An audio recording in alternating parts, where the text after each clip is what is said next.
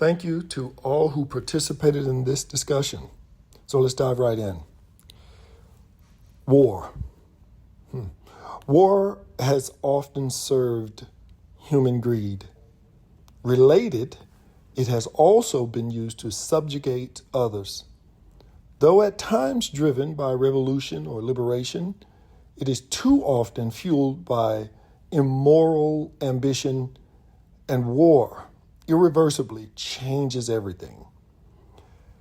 So as we discuss today's topic, considering its current relevance, to preserve our discussion platform as a space around the conversion from culture to culture, I will intentionally direct the conversation to the heart of the discussion, and I will resist the temptation and avoid analyzing the current geopolitical conflicts.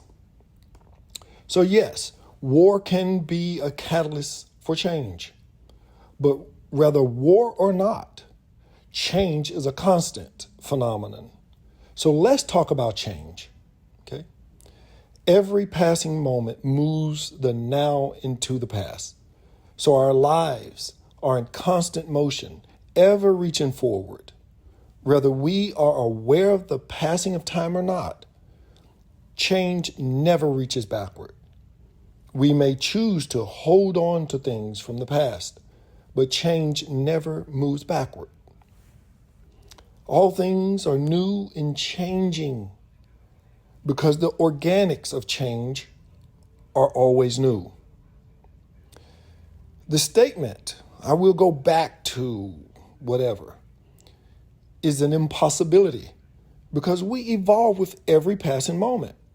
A person returning to a behavior done a day before returns as someone with another day of mental experience. There is no such thing as going mentally backward. In the world of change, there is no such thing as still or regression. There is only forward. It makes sense.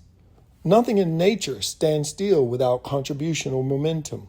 Even now, our sun is dragging us through space toward perhaps a black hole. Or maybe we're hurtling through space because of a force is pushing space and time from behind us. Either way, we're all moving. And like passengers on a plane, the people in seats in the front and back will generally arrive at their destination around the same relative time, generally speaking. Given that, which is harder, to walk past a person seemingly standing still or to run ahead of a sprinter moving in the same direction? With this as our backdrop, I ask, how do you perceive your daily life?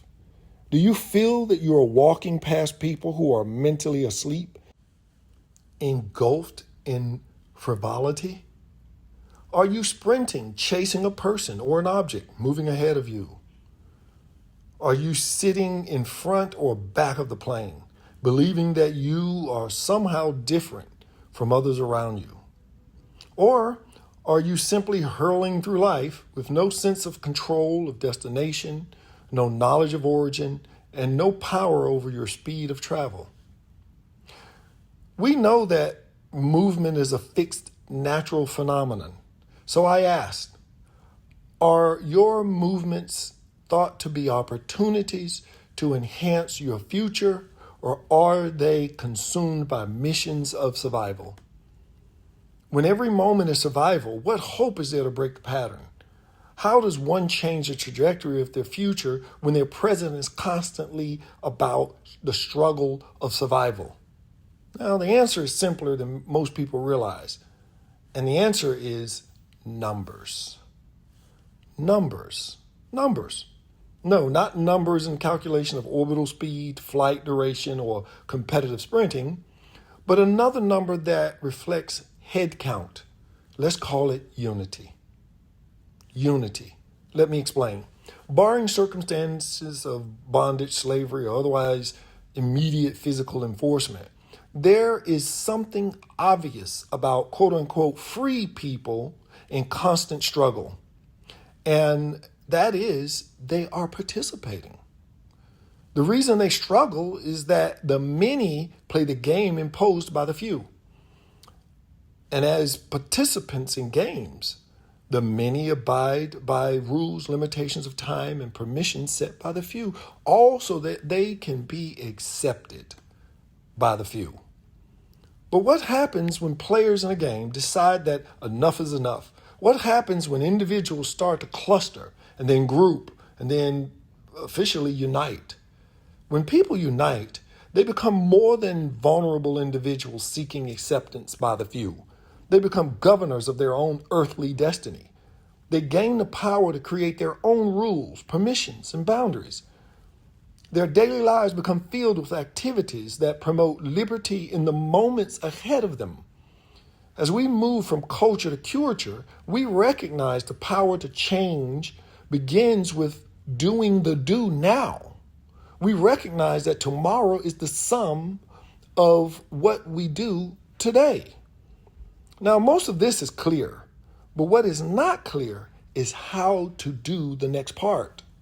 And that's what we're talking about here. That's where we're going here. That's where we've been going throughout this whole conversation of the conversion, the transition from culture to culture. I'm always insisting that people understand the real potential that is America. That is, despite pressures against people, there are still ways that they can unify.